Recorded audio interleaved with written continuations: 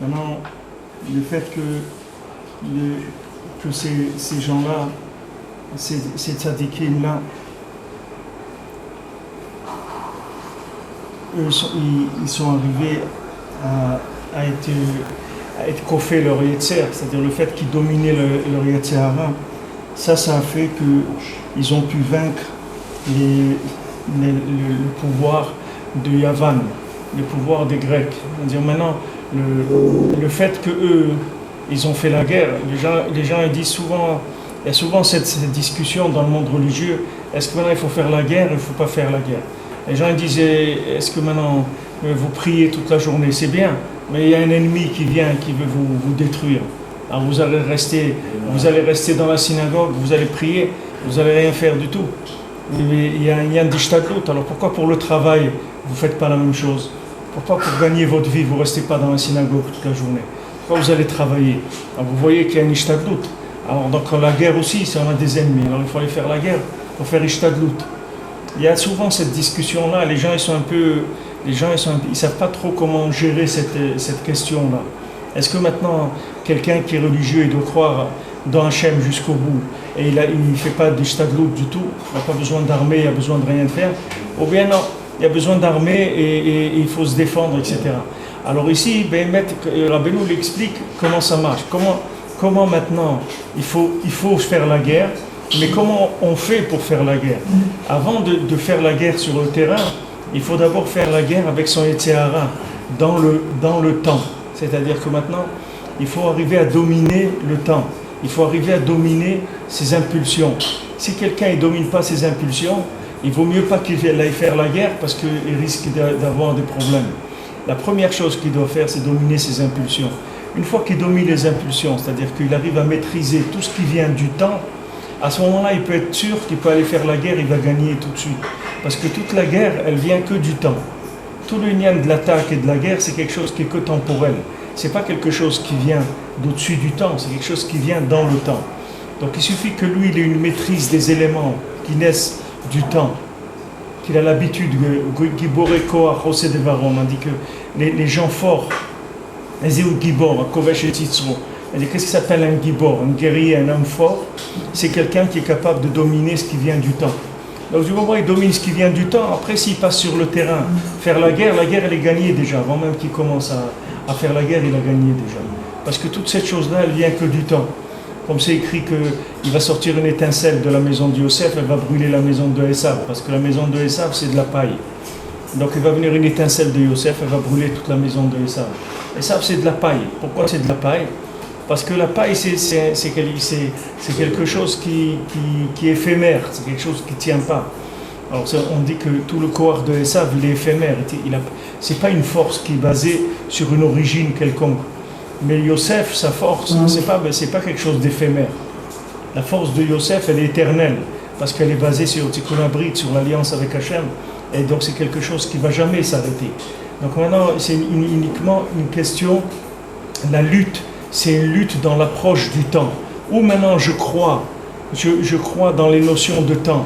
Et là je tombe dans la paille, c'est-à-dire que comme on dit, je suis sur la paille, quelqu'un est sur la paille. Ça veut dire il est sur la paille, ça veut dire que maintenant il est tombé dans les choses éphémères. Et la paille elle a pris le dessus. Ou bien quelqu'un, il domine le temps, c'est-à-dire qu'il ne s'engage pas dans des choses qui sont temporelles. C'est-à-dire que le temporel, pour lui, il est entièrement dominé par ce qui est intemporel, c'est-à-dire par la Torah, par le Olam Haba, par les tzadikim. Et à ce moment-là, il n'y a pas de guerre à faire. C'est-à-dire la guerre, elle est gagnée d'avance déjà. La guerre, elle est entièrement gagnée. Avant de commencer, il a gagné la guerre déjà. Parce que c'est quelqu'un qui est attaché au-dessus du temps. Maintenant, au-dessus du temps, c'est la solution de tous les problèmes du temps. Tous les problèmes du temps, ils sont que dans le temps. Mais si quelqu'un, il est sur la paille, si quelqu'un il rentre dans la paille, alors à ce moment-là, il rentre en danger. Parce que dans la paille, Esav, il est beaucoup plus fort que tout le monde. C'est un homme qui vit avec son épée, c'est-à-dire l'épée, c'est le signe du temps, c'est-à-dire de la victoire dans le temps temporel. Alors si quelqu'un rentre dans ces valeurs-là, c'est sûr que là-bas il se fait attraper.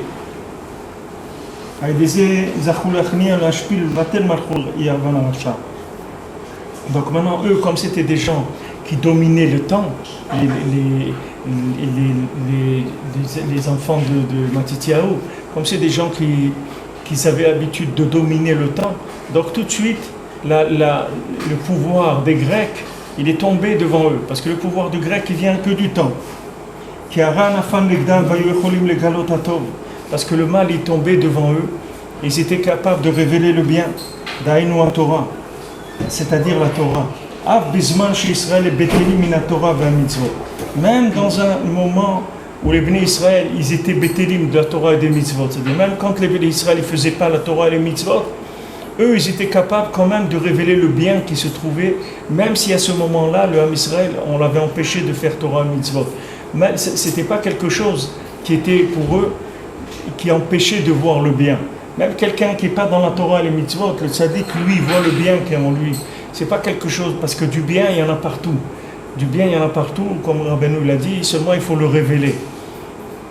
Et il dit dans la paracha qu'on a passée, il dit là-bas, Balatorim, que Hachem, il a 70 noms. Il cite les 70 noms d'Akadosh Baruch Hu. C'est-à-dire Hachem, il a un nom par rapport à chaque nation. Chaque nation, selon sa langue, Hachem, il a un nom qui est approprié à la langue de chaque nation. Pour qu'ils sachent qu'il y a Hachem dans le monde. Chaque nation dans sa langue. Dans la langue de chaque... alors il cite les 70 noms, et Yerushalayim aussi, elle a 70 noms. Il y a 70 appellations de Jérusalem, il les cite aussi là-bas, les 70 appellations de Jérusalem. Pour dire que chaque nation, elle a un rapport avec Jérusalem. Chaque nation, elle sait qu'est-ce que c'est Jérusalem. Parce que Jérusalem, elle est traduite dans sa langue. C'est-à-dire il y a un terme qui correspond au midot de cette nation-là. C'est pas maintenant qu'il y a là-bas, il y a des noms en espagnol ou en chinois. Il y a des noms différents. Maintenant. 70 noms, par rapport aux 70 nations, c'est ce qui va leur donner à chacune la notion de Yerushalayim ou la notion d'Hachem. C'est-à-dire Hachem, il a fait déjà que le monde, il peut le trouver.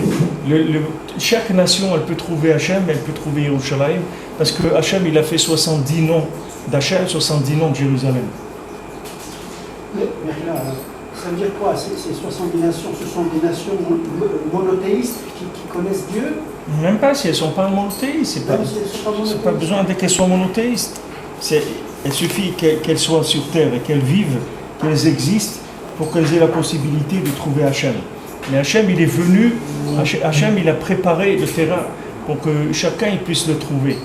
Toutes les nations et tous les juifs aussi qui seront en galoute dans ces nations-là. Parce qu'il y a un nom d'Hachem qui correspond à chaque nation.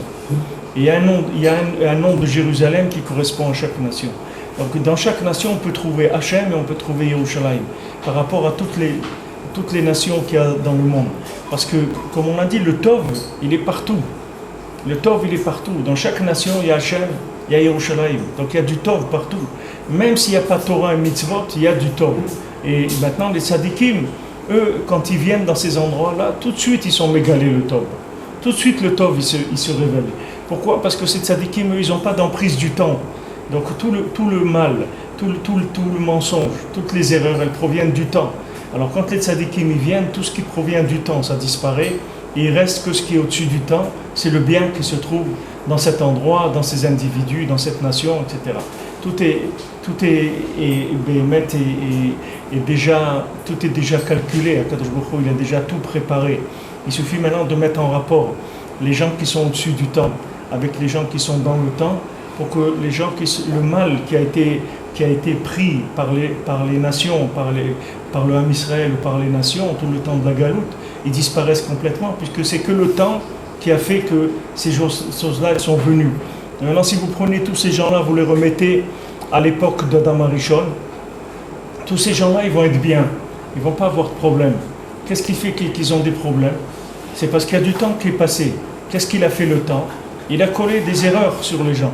Des erreurs d'interprétation, des notions qui sont fausses, etc., des nouvelles choses, des nouveautés dans le mensonge, dans des choses qui n'existaient pas. Il y a des choses qu'à l'époque du Moyen-Âge, si quelqu'un il avait ça, il faisait ça, on le tuait. Et après ça y est, ça a été accepté, ça a été manipulé, comme si. Alors, toutes ces erreurs, c'est que des erreurs qui sont accumulées avec le temps. Il suffit d'enlever le temps, toutes ces erreurs-là, elles n'existent plus. Si on arrivait à. Et Béhémet, dans les films, vous avez des films qui faisaient des machines à remonter le temps. Il y avait des films comme ça où ils mettaient les gens dans des machines à remonter le temps. Et vous voyez que la personne est rentrée dans cette machine et Pitom, vous la voyez, elle renaît dans plusieurs siècles avant, dans un truc, etc. Mais cette chose-là, des machines à remonter le temps, Béhémet, ça existe. C'est pas quelque chose qui est une invention totale. C'est-à-dire la machine à remonter le temps, c'est les tzadikim, parce que les tzadikim, quand ils viennent quelque part, ou la Torah du tzadik, ou le rapprochement du tzadik, ça fait remonter le temps. C'est-à-dire que la personne, on la ramène vers son identité d'origine. Rabbeinu dit, quand quelqu'un vient chez moi, je le ramène jusqu'à Adam Arishon. C'est-à-dire je le prends et je le ramène dans son origine, pas uniquement ses parents, ses grands-parents, ses arrière-grands-parents, je le fais remonter jusqu'à sa neshama dans Adam Arishon et il est réparé. C'est-à-dire que du moment où tu le ramènes dans son origine, c'est fini après. Tous les vêtements qu'il a pris pendant tout le temps, des Gilgulim qu'il a fait, des réincarnations, etc., tout ça disparaît, c'est fini. Tout le problème, c'est de le ramener à son origine. Pour le ramener à son origine, il faut que tu aies affaire à quelqu'un qui n'a jamais goûté le temps. Avant que Adam Arishon, pour ça qu'on dit Rabbeinu, il est sorti d'Adam Arishon avant que Adam Arishon y goûte parce qu'il n'a pas goûté du tout ce lien de Etzadat Tovera. Donc lui, quand quelqu'un il vient chez lui, tout de suite, tout le mensonge, toutes les bêtises, toute la folie, elle s'en va. Même que ça a été une folie qui a été accumulée sur des siècles et des siècles, parce que la personne a pu venir peut-être 10 fois ou 15 fois en réincarnation, ou même si ce n'est pas des réincarnations de lui, c'est sa famille, d'où il descend, etc. Tout ça c'est réparé, uniquement par le contact, c'est tout, entre le tzaddik et le Ham Israël, la personne qui vient chez le tzaddik. Parce que le tzaddik, il a le pouvoir d'être mevatel le ra, par le fait qu'il vient avec l'origine du bien original, pas du bien originel, pas du bien qui a été travaillé. Vous voyez, des gens, ils cherchent il y a des gens, par exemple, qui sont très attirés par les antiquités. Ils vont acheter des trucs, des antiquités ou des trucs. Mais non, pourquoi ils vont acheter des antiquités? Qu'est-ce qu'il y a à voir avec... Pourquoi quelqu'un va acheter des antiquités? Il va acheter un fauteuil avec un pied cassé et un vieux et tout. Il va le payer 100 fois plus que coûter un fauteuil neuf. Maintenant, tu vas voir quelqu'un de Pachou, tu vas lui dire, voilà, regarde ce fauteuil-là, c'est un Louis XIV ou un truc, je l'ai payé tant de... Alors l'autre, il va le voir, il me dit, c'est dommage, il y en a chez But ou Conforama, ils sont beaucoup mieux que ça. Ils sont confortables, ils sont neufs et tout. Il va acheter une vieillerie comme ça. Mais parce que l'autre ne comprend pas de quoi il parle. Il ne comprend pas, parce que l'autre, qu'est-ce qu'il essaye? Il essaye de remonter le temps. Il essaye de s'attacher à une valeur qui est au-dessus du temps, parce qu'il voit que sa vie, comme elle est aujourd'hui, elle est vide. Alors j'ai dit, à l'époque peut-être de Louis XIV, de trucs, et les gens ils vivaient sûrement mieux, ils avaient d'autres valeurs, etc. Alors il essaye de s'attacher à ces valeurs-là. Comme ça qu'on vend tous les trucs. Voilà, ils ont vendu, je sais pas si c'est des Beatles ou quoi, une guitare des Beatles, $400,000. D'accord? Ils mettent une guitare, elle ne vaut pas $400,000. Et maintenant, peut-être cette guitare, elle n'est pas terrible, parce qu'elle est très vieille déjà, elle a peut-être 50 ans déjà. Qu'est-ce qu'ils ont vendu $400,000? Parce que les gens, ils veulent remonter dans... Ils ont dit aussi la dent de John Lennon, $20,000. Ouais. La dent, qu'est-ce qu'il va remonter, mais... Alors pourquoi? Parce qu'il y a les gens, ils ressentent un besoin d'aller vers ce qui était avant. Quand on étudie la Gemara, on a ce sentiment de remonter le temps. Quand on rentre page dans les histoires, dans les midrashim, tout ça, quand il parle entre les... Quand quelqu'un il se plonge dans la Gemara, il a la sensation de monter dans une machine à remonter le temps. Moi, il replonge dans une époque. Ouais, il y a des gens qui veulent se replonger dans des choses, des costumes d'époque, des choses d'époque. Ils veulent rentrer dans des... Mais pourquoi? Parce qu'il y a un instinct qui est dans le nefesh de la personne, qu'elle sait que avant, il y avait moins de bêtises qu'aujourd'hui. C'est-à-dire qu'il y avait moins de folie. Le monde, il était moins fou. Avant, même si le monde, il était moins évolué, etc., dans la médecine, non, mais le monde, il était moins fou avant.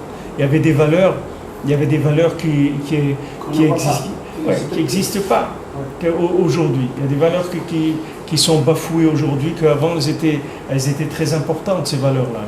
Les gens, ils n'osaient pas toucher des valeurs familiales, des valeurs d'éducation, des valeurs morales, etc. Et des valeurs comme ça qui étaient extraordinaires. Maintenant, ça s'est perdu. Les gens, ils se rendent compte que dans le temps, il y a quelque chose qui abîme la notion d'éternité. Alors ils cherchent à s'attacher à des valeurs au-dessus du temps. Mais tout ça, c'est très ritsoni, c'est une attitude très très superficielle de recherche des antiquités ou des vieilles choses, etc. Parce que le Hémet, c'est que les tzadikim, ils s'appellent Atik. Eux, ils ont Torah d'Atika Stima. On dit Atik, elle est ancienne. C'est une Torah ancienne. Qu'est-ce que ça veut dire, c'est une Torah ancienne? Ça veut dire c'est une Torah qui est avant que la Torah elle commence à venir dans le monde. Avant quand Rabbeinu est remonté dans Sipurim Asiyot, avant même qu'il y ait la Torah. Ou bien comme on a vu à Avash et Bedaat, l'amour d'Hachem avec les Neshamot Israël, avant même que la Torah elle ait été créée, avant même que tous les mondes aient été créés, il y a un rapport entre un juif et Hachem qui est indépendant de tout ce qui est temps. Avant que le temps il existe, il y a un rapport avant le temps. Donc ce rapport avant le temps, il est extraordinaire parce que c'est ce qui va remettre à l'heure, on dit les pendules à l'heure. C'est ça qui va remettre les pendules à l'heure. C'est-à-dire quand...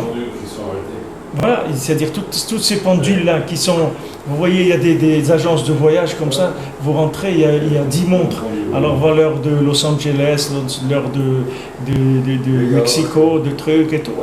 Toutes les différentes heures du monde. C'est-à-dire que le monde, il tourne avec des heures qui sont différentes. Maintenant, tout ce qui nous a donné des erreurs, c'est uniquement parce qu'on a cru dans le temps. C'est pour ça qu'on s'est trompé. Par exemple, le livre, il y a aussi un lien d'antiquité dans le livre. Mais c'est le livre en tant qu'objet. Nous, nos livres aussi, ils datent de milliers d'années. Alors, ce de quoi on se moque, c'est le contenu du livre. Oui, le contenu du livre. Il est intemporel, le contenu. Alors, le livre, il peut être antique, mais on prend une Gemara qui a été imprimée hier. Elle date de 3000 ans aussi. Bien sûr que ce qu'il y a dedans, c'est ancien. Un Sefer Torah qu'on a écrit aujourd'hui, ce matin, il est tout fait. C'est le même qu'on a reçu à Sinaï. C'est pas une antiquité. Le texte, il est ancien. C'est ça qui fait vivre. Mais ce qu'il nous faut, c'est Kiyum Torah. Ce qu'il nous faut, c'est Kiyum Torah. Et ce qu'on a besoin, c'est qu'on te révèle Torah de Atika Stima, c'est-à-dire une Torah qui te remet la tête en place.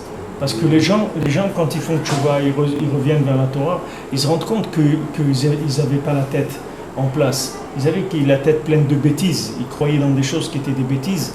Ils se rendent compte petit à petit. Mais quelqu'un, il ne sait pas à quel point de vue, jusqu'où il est fou. Ils ne se rendent pas compte, les gens. Même quand quelqu'un corrige des choses et tout, il ne se rend pas compte combien il a été manipulé par le temps.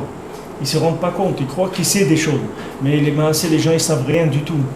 Tout ce qu'ils savent, les gens, c'est que des alluvions qui ont coulé avec les fleuves pendant les années et des années, des choses qui ont été accumulées, et qui ont amené des erreurs incroyables dans la façon de vivre et la façon de concevoir les choses. Même dans la Chokhmah de la Torah, c'est pas dans la folie du monde, même dans la Chokhmah de la Torah. Vous avez compris, en fait, ces personnes-là, elles sont le contenu de l'objet. Donc elles ne sont pas intemporelles. L'objet, c'est le temps, et le contenu, c'est l'intemporel. Et eux, ils sont effets de l'objet. Donc, ils sont manipulés par le temps. Ouais, ils sont nés de la mode. Mais pas par le contenu. Ils sont nés de la mode, ils sont nés du temps. C'est les enfants de la mode. C'est les enfants de la mode. Et avec ça, et quand la mode, elle s'en va, alors eux aussi, ils partent. C'est-à-dire, ils n'ont plus de vitalité. Ils avaient une vitalité momentanée. Alors ça va avec la jeunesse, avec la mode, avec beaucoup de choses. Alors ces tzadikim-là, les Hashmonaïm, ils sont venus, ils ont lutté contre les Grecs comment ils ont fait pour lutter contre les Grecs? Parce que c'est des gens qui étaient attachés à des valeurs qui n'étaient pas dans le temps. Maintenant, les Grecs, c'est les valeurs du temps. C'est le côté esthétique, les Grecs. C'est développer tout le côté extérieur esthétique qui n'a à voir qu'avec le temps. Vous prenez un champion olympique, vous le prenez 5 ans après, c'est une vieille chaussette. Il n'a plus rien. Qu'est-ce qu'il a? Il n'a plus rien du tout, le pauvre. Qu'est-ce qu'il est? Et pourtant, à l'époque, c'était Mamache. C'était le dieu de l'Olympe. C'était la flamme olympique, le truc. C'était quelque chose de très très grand. Mais il a passé son temps, ça y est. Il a fait ce qu'il avait à faire. Maintenant, c'est que la décadence, c'est tout. Ils sont venus les Hashmonaïm avec une Torah d'Atika Stima, une Torah ancienne. C'est-à-dire ils se sont montés dans l'origine de la Torah. Et eux, avec ça, ils n'ont pas cru dans ce qui se passait dans le moment. Donc ils ont dit,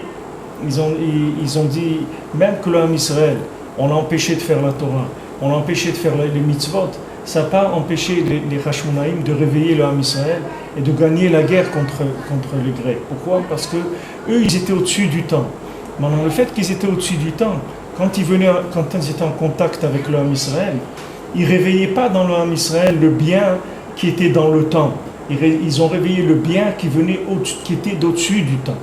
C'est-à-dire que maintenant, comme quelqu'un, des fois quelqu'un il se perd, alors tu lui parles, maintenant il est perdu complètement. Maintenant, si tu viens raisonner avec lui de là où il est perdu, tu ne vas pas pouvoir, parce que maintenant, là où il est perdu, tu ne peux pas le rattraper, parce qu'il a détruit le bien dans le temps. Quelqu'un qui s'est laissé prendre par des choses dans ce monde-là, qui sont des choses impulsives, si tu viens lui parler avec lui sur l'impulsion, tu peux pas du tout le raisonner. Parce que dans l'impulsion, tu ne peux pas raisonner quelqu'un. Tu ne peux pas raisonner quelqu'un quand il est en pleine croyance ou vécu de certaines choses. Comme la Mishnah dit, on ne peut pas consoler quelqu'un quand son mort il est devant lui.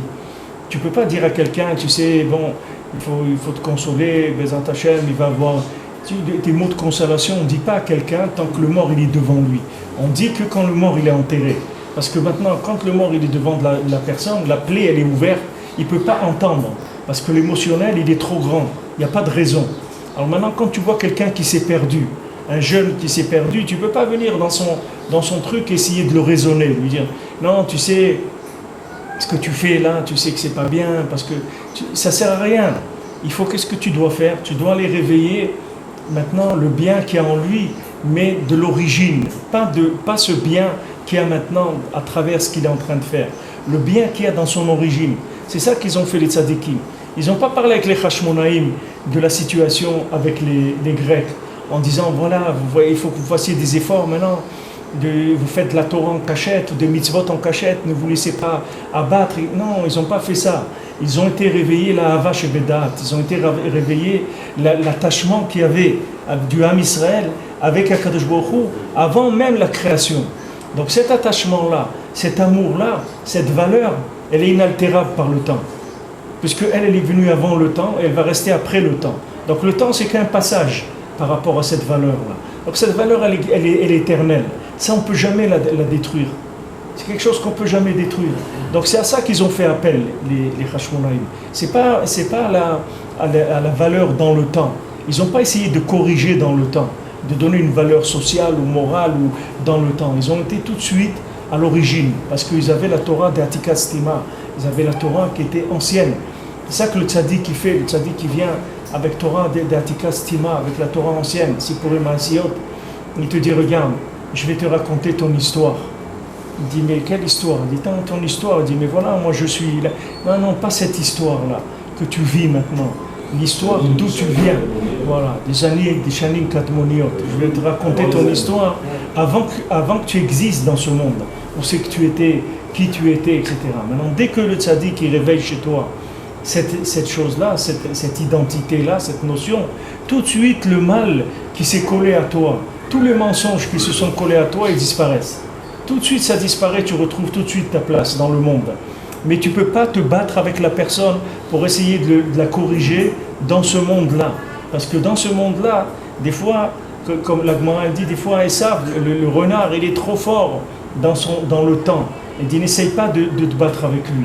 Quand il y a un ouragan, il ne faut pas essayer de lutter contre l'ouragan, il va te casser l'ouragan. Toi, tu baisses la tête, trouve un trou, mets-toi là-bas le temps que l'ouragan il passe et il va passer l'ouragan. Alors quand tu viens te battre contre Esav, tu ne peux pas attaquer de front quelque chose. C'est pour ça que tu verras par exemple dans des familles, des fois un jeune, il commence à tourner un peu dans de la folie, dans le truc. Tu vois que des fois la grand-mère, elle peut le rattraper le jeune. Même que les parents ils ne peuvent pas, mais la grand-mère elle peut le rattraper. Parce que la grand-mère, elle a un amour qui n'est pas un amour dans le temps. C'est un amour déjà d'une génération avant. Le fait que c'est un amour d'une génération avant, elle a déjà plus de pouvoir que les parents. Pourquoi ? Parce qu'elle n'est pas dans le temps. Donc quand elle va parler avec le jeune, elle n'a pas un rapport qui est un rapport dans le temps. C'est-à-dire lui, si les parents ils parlent au même niveau que lui. Et ça ne marche pas. Parce qu'au même niveau que lui, il est plus fort que toi. Pourquoi ? Parce que lui, il est en train de vivre quelque chose qui est dans le temps. Et ça, tu ne peux pas lui enlever. Tu ne peux pas lui dire ça vaut rien avec des éléments du temps. Quelqu'un qui aime de la musique ou qui aime de l'art ou des choses qui sont de maintenant, tu ne peux pas le raisonner. Ça ne sert à rien. Tu ne peux pas avec la raison le sortir de là. Alors maintenant, les parents, quand ils parlent avec l'enfant, ils parlent au même niveau. Et ils essayent au contraire de parler son langage, etc., pour essayer de le raisonner, mais ça ne sert à rien. Parce qu'à ce niveau-là, le mal, il est plus fort. Tu ne peux pas. C'est-à-dire le mensonge, il est plus fort parce que tu es en train de rentrer dans le temps, et dans le temps, le mensonge, il est plus fort. Qu'est-ce que tu dois faire ? Remonter au-dessus du temps. Alors des fois, le grand-père ou la grand-mère, ils peuvent avoir plus d'influence sur le jeune. Parce que lui, il va sentir un amour qui n'est pas un amour intéressé dans le temps, comme les parents. Il va sentir un amour qui est un amour détaché. C'est-à-dire comme il va chez ses grands-parents. Ses grands-parents, ils n'ont pas d'intérêt avec lui. Ils n'ont pas un rapport d'intérêt avec lui. Donc c'est déjà un amour qui est plus élevé. Alors imaginez-vous cette chose-là que tout le monde connaît. Tout le monde sait qu'est-ce que c'est des rapports avec des grands-parents. C'est pour ça que ceux qui ont des grands-parents, à Sheikh El-Kam, c'est une valeur extraordinaire pour des enfants d'avoir des grands-parents. Parce que les grands-parents, c'est une notion de hatik, c'est-à-dire ça fait remonter, c'est la notion de cette Torah-là qui est ancienne. C'est pour ça que c'est écrit Lo yamushu mipicha mipizaracha mipizera zaracha. Pourquoi il y a trois notions ? Parce qu'il y a la notion du grand-père, du père et de l'enfant. Il y a ces trois notions-là. Parce que l'infini, il tourne sur ces trois notions-là. Pas que la notion du père et fils. Il y a la notion aussi je ne vais pas rentrer dans les détails des Avodah Zarah, ce qu'ils disent, mais nous, on a une notion de grand-père, que ça n'existe pas dans l'Avodah Zarah. Avodah Zarah, il y a deux, il y a le père et le fils, mais il n'y a pas cette notion du grand-père. La notion du grand-père, c'est que nous, on arrive dans le temps déjà à trouver une trace du hatik, c'est-à-dire de ce qui est au-dessus du temps. Parce que le grand-père, la grand-mère, c'est des choses qui représentent quelque chose qui a plus de rapport avec ce monde. Des gens, ils sont à la retraite, ils n'ont plus de rapport avec tout ce qui est moderne, tout ça. Tu veux leur expliquer qu'est-ce que c'est la Wi-Fi, les trucs. Ils ne connaissent pas tous ces trucs, ils ne sont pas dedans. Alors c'est une notion qui aide énormément pour se rattacher à des valeurs qui sont anciennes. Alors imagine que le tzaddik, lui, il n'a pas des notions de grand-père, arrière-grand-père, il a des notions de hatik, ça veut dire avant même la création du monde.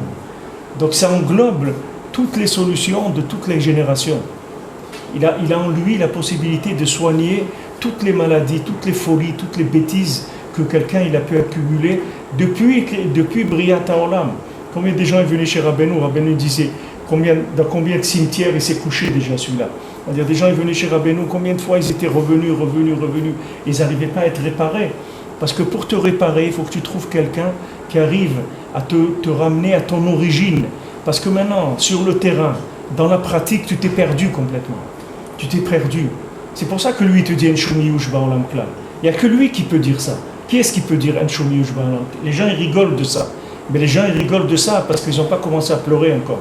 Mais quand ils vont commencer à pleurer, ils vont voir qu'est-ce que ça veut dire « Enshumiyush ba'olam klal » et ils ne vont pas rigoler du tout. Parce que quand maintenant, tu vas voir que la situation, dans le temps, elle n'a aucune solution, il n'y a aucune solution. Et que toutes les combines que tu pouvais connaître, et toutes les chokhmot que tu pouvais connaître, et tout ce que tu pouvais essayer, tu as essayé, et ça ne marche pas. Tu vois que ça ne marche pas. alors là tu vas commencer à pleurer, tu vas trouver qu'est-ce que c'est un choumiyouch b'olam plein. Ça veut dire un choumiyouch b'olam plein parce que lui il te dit, moi je te connais d'avant tout ce que tu sais de toi. Donc ne te fie pas à ce que tu es aujourd'hui. Voilà, ils viennent voir les béné Israël, ils viennent les voir, ils ne font pas Torah et mitzvot, ils ne peuvent pas. Les Grecs, ils leur ont interdit de faire Torah et mitzvot. Aujourd'hui, c'est la même chose. Tu vois, un juif, il ne fait pas Torah et mitzvot. Pourquoi? Tu crois que c'est lui qui ne fait pas Torah et mitzvot? C'est les Grecs qui lui ont interdit. C'est les Grecs. Pourquoi maintenant, voilà, tu as un ministre en Israël qui dit, bon, il faut commencer à penser au mariage gay en Israël. Pourquoi il parle de ça? Qu'est-ce qu'il a parlé avec de ça? Il a qu'à aller vendre des falafels au Machane Yehuda, il fera beaucoup moins de mal. Pourquoi il se met à parler de ça maintenant? Pourquoi il parle de ça? Parce qu'il a peur d'être en retard dans le temps. Il a peur d'être en retard dans le temps. S'il ne parle pas de ça, il va passer pour un vieux fou, un imbécile. Voilà, un ringard, c'est ce bonhomme-là. Quoi? Il ne sait pas que le monde avance vers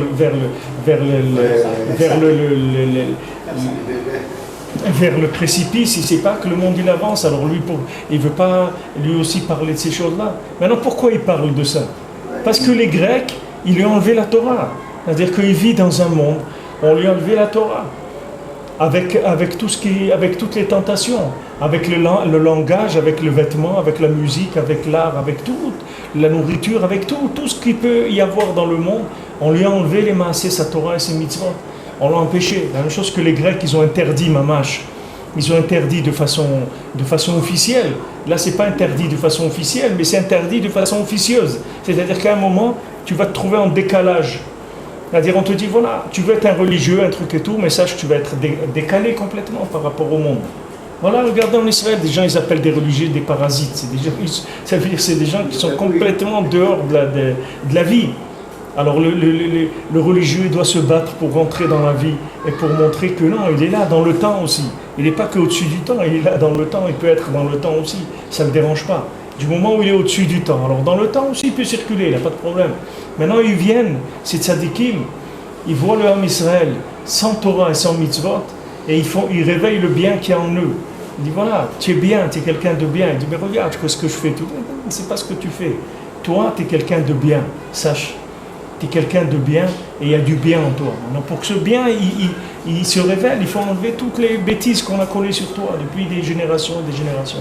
Et la plus grande bêtise, c'est que la personne ne croit pas en elle. Elle ne croit pas dans le bien qui est en elle.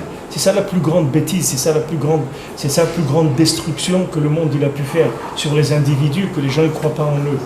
Ils ne croient pas qu'il y a du bien en eux. Alors c'est pour ça que les gens ils sont mityaesh. Pourquoi les gens ils se découragent? Parce qu'ils voient que le résultat il est nul. Aujourd'hui tu prends quelqu'un, tu prends un yeshiva aujourd'hui. Tu prends un bachur yeshiva aujourd'hui. Tu prends un bachur yeshiva il y a 60 ans. Tu vas voir ce qu'un bachur yeshiva ici, il étudie toute sa vie. C'était une semaine d'un bachur yeshiva d'il y a 60 ans. Tu vois qu'est-ce qu'ils étudiaient les bachurim, avec quelle clarté dans la tête et comment ils retenaient aussi.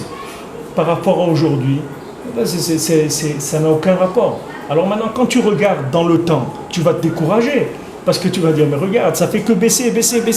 Comme les gens à l'hôpital, ils regardent le truc, ils disent ça baisse tous les jours. Donc ça y est, la personne, elle va partir. Elle dit non, il y a quelque chose qui peut se réveiller. Après, on ne sait pas. Maintenant, dans un juif, il y a un bien, que ce bien-là, il est inaltérable par le temps. C'est lui qu'il faut réveiller. Et si tu réveilles ce bien-là, alors à ce moment-là, il a la force de rattraper tout ce qu'il y a dans le temps. C'est plus rien pour lui le temps, il peut sortir du temps. On dit à quelqu'un, mais comment toi avant tu étais comme ça? Tu avais une Mercedes coupée, des trucs, des ignanis, mais tout, comment tu es devenu comme ça, religieux maintenant comme ça? Tu prends l'autobus, tu vas avec ton truc et tout. Avant tu étais mignon, tout ça, maintenant tu as la barbe comme ça, c'est pas beau, des trucs et tout. Comment tu as fait pour faire ça? Comment tu as laissé tout ça? Les gens ne comprennent pas, ils croient que tu es comme lui et que lui, quel effort tu as dû faire pour quitter, mais il ne sait pas que tu as trouvé quelque chose. Il ne sait pas que tu as trouvé la poule aux œufs d'or. Lui, il ne sait pas ça. Lui, il croit que tu es comme lui et que tu as laissé tout ça. Il ne sait pas que tu as trouvé, que quelqu'un il a réveillé chez toi ton origine. Qu'est-ce que vous voulez demander? Est-ce qu'aujourd'hui, un bachur yeshiva, il peut faire du sport? Est-ce que ça peut être inséré dans un programme? Ou ça reste quelque chose d'interdit? Écoute, aujourd'hui, ce qu'on essaye, on est dans une génération, on essaye de limiter la casse dans le présent, dans le temps. Maintenant, quand c'est des choses qui sont... Ça dépend comment quelqu'un il fait le sport. Si que maintenant quelqu'un il te dit qu'il va aller aux Jeux Olympiques. Non, je parle dans la yeshiva, mais Misgaret à yeshiva, est-ce que c'est quelque chose qui est bien aujourd'hui? Ou est-ce que ça reste comme il y a 20 ans, il y a 15 ans, quelque chose qui est interdit, qui va les faire partir? Je veux dire, ce qui était interdit il y a 15 ans ou 20 ans, c'est pas moins interdit aujourd'hui. Mais seulement aujourd'hui, il faut voir, il y a 15 ou 20 ans, quelqu'un pouvait t'entendre quand tu lui disais, écoute, il vaut mieux que tu fasses pas ça, c'est mieux pour toi. Mais aujourd'hui, il va pas t'entendre. Alors on fait avec ce qu'il y a, c'est tout. Si quelqu'un, ça lui fait du bien, ça lui donne de la simcha de faire ça. Je parle d'un point de vue misgaret, pas en pratique. Est-ce qu'une yeshiva, elle doit rentrer au point de vue misgaret, au point de vue pratique, c'est la même chose. Est-ce que maintenant... Mais oui, parce que est-ce que tu vas faire une misgaret? Ils ont besoin, d'autres ils n'en ont pas besoin pour leur effet. Si tu fais une misgaret, si maintenant tu estimes que maintenant, par exemple, il y a des yeshivot où le téléphone, le portable, c'est interdit. D'accord? Il y a des yeshivot, il n'y a pas à parler le portable, il n'y a pas de portable. Et il y a des yeshivot où les bachurim, ils ont le portable. Alors maintenant, le portable, c'est permis ou c'est interdit? Alors maintenant, qu'est-ce que tu veux? Quel émettre tu veux? Tu veux un mètre de maintenant ou tu veux un mètre d'avant? Si tu veux un mètre d'avant, c'est interdit. Tu veux un mètre d'aujourd'hui, c'est permis. Pourquoi? Parce que le bachour, il va sortir de la yeshiva. Il va te dire, écoute, tu m'as enlevé le sport, tu m'as enlevé le téléphone, tu m'as enlevé ça. Shalom à l'Israël, shalom, on se reverra, hasta la vista. C'est tout, il s'en va. Il peut pas. C'est pas maintenant qu'il faut le laisser faire du sport ou il faut lui laisser le téléphone. C'est qu'il peut pas. Il peut pas. T'as affaire à maintenant, c'est quelque chose qui a envahi le monde. Tu sais qu'ici, avant, la Eda Haridite, elle interdit aux femmes d'avoir un portable dehors. Une femme, elle n'avait pas le droit de parler avec un portable dehors. C'était interdit par la Eda. Va voir aujourd'hui dans la rue. Toutes les femmes ici, elles sont avec le téléphone. Pourquoi? Conduire. Pourquoi maintenant ils faisaient ça? Parce qu'ils essayaient de garder. Alors maintenant, les gens ils sont venus dire, mais comment vous pouvez interdire à une femme d'avoir un téléphone portable? Elle a besoin d'appeler, etc. Mais ça, c'est des raisonnements dans le temps. Mais ces raisonnements dans le temps, ils ont fini par gagner sur le terrain. Maintenant, si tu viens te battre dans ces valeurs-là, tu ne vas jamais t'en sortir. Jamais tu vas t'en sortir. Toi, il faut que tu t'occupes de la pnimiout. C'est-à-dire il faut que tu t'occupes de ce qu'il y a à l'intérieur de la personne. Parce que si tu essayes de colmater les brèches par des systèmes, des misgerot, des systèmes qui sont plus ou moins serrés, c'est pas avec ça que tu vas faire grandir des gens. Maintenant, si tu as des gens qui sont forts, qui sont très forts à l'intérieur, alors tu crées des systèmes pour des gens forts. Mais il faut que tu testes, avant de faire rentrer le bachour, il faut que tu testes quel est son niveau de sensibilité au temps. Si tu vois le bachour avec une coupe de cheveux moderne, des vêtements modernes, des trucs et tout, il ne faut pas que tu t'amuses à lui interdire des choses parce qu'il va se sauver. Maintenant, si tu vois que c'est un bachour que Bémet qui cherche, c'est de la Hirat Shamayim et tout, il n'est pas dans le temps, alors tu peux y aller. Et tu n'as même pas besoin de lui dire le sport. Il ne va pas le faire. Il ne va pas y aller au sport. Chez nous, à la yeshiva, il y avait le sport. Qu'est-ce qui allait au sport? Les gens qui veulent pour faire le bac et tout, c'est eux qui allaient au sport. Mais les gens de la yeshiva qui étudiaient jamais, ça ne les intéressait pas. C'est pas parce qu'ils faisaient un effort, ça ne les intéressait pas. Parce que dans le temps, ils étaient un peu plus en arrière, si on veut. C'est-à-dire, ils étaient dans une valeur de temps qui était moins épaisse. C'est là où il est le problème. C'est pas est-ce que maintenant je dois faire dans le système inclure le sport ou pas. Il faut regarder ta clientèle. Quelle clientèle tu as? Il y en a qui faisaient leur busque dans le Limoud. Il y en a qui faisaient leur busque dans le Limoud. Oui. Et d'autres. Nous, on avait ici Meir Shalom, voilà, il avait 17 ans. Il va lui parler du sport, va lui parler des vacances. Tout Bichlal, c'était un bachour. Au contraire, quand il y avait les vacances, c'était pour pouvoir faire Khatsot toute la nuit, etc. C'était ça ses vacances. Dès qu'il y avait les vacances, il venait ici avec les groupes de Me'acharim, il sortait à Khatsot, aller à la forêt jusqu'au matin et tout. C'était pour lui le sport de la Vodat Hashem. C'était au contraire. Maintenant qu'il n'y a pas la yeshiva, on peut y aller beaucoup plus que la yeshiva. La yeshiva, c'est une limite pour lui dans la Vodat Hashem. Quand il sortait des vacances de la yeshiva, il allait plus. Mais combien de neshamot il y a comme ça? 1 sur 100 000 qui descend. Combien de gens qui descendent comme ça? 1 sur 100 000 de temps en temps, il descend. Il n'y en a pas beaucoup de gens comme ça. Ce qu'il faut que tu définisses avant, c'est ta clientèle, c'est tout. Tu fais une yeshiva pour qui? qui est-ce que tu veux dans cette yeshiva? Tu veux l'élite, tu veux une yeshiva d'élite, alors il n'y a pas de sport, il n'y a pas de téléphone, tout ça, c'est sûr qu'il n'y a pas. Si tu veux faire une yeshiva d'élite, c'est comme ça. Si tu veux faire une yeshiva plus, un peu plus, et même après, quand tu descends, il y a beaucoup de niveaux. C'est pas du noir et blanc. Il y a beaucoup de niveaux. Ça dépend de qui tu veux t'occuper. Maintenant, si tu veux t'occuper des gens qui sont très éloignés, alors tu peux pas, tu dois mettre le sport, et tu dois mettre la musique, et tu dois mettre la peinture, et tu dois mettre les promenades, et tu dois mettre les restaurants, et tu as plein de choses que tu dois mettre pour qu'ils tiennent. C'est pas de leur faute.